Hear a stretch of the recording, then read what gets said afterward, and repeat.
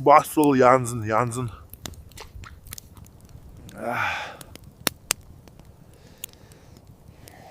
Хоолны дараах тамхи яагаад ийм гоё байдаг вэ нэ тий? За гидс задлаа сарлагч дууслаа. Жохон гонигтой болчихоо яав. Үлгэр сайхан төгсөөд зорилгоо мартаа шаачуу яав. Намар болоод илт сэрүүсэж байна. Энэ аваар мот цуглуулж байгаад шүн гал өрдөж унтахгүй бол горгоо шинжтэй шүү.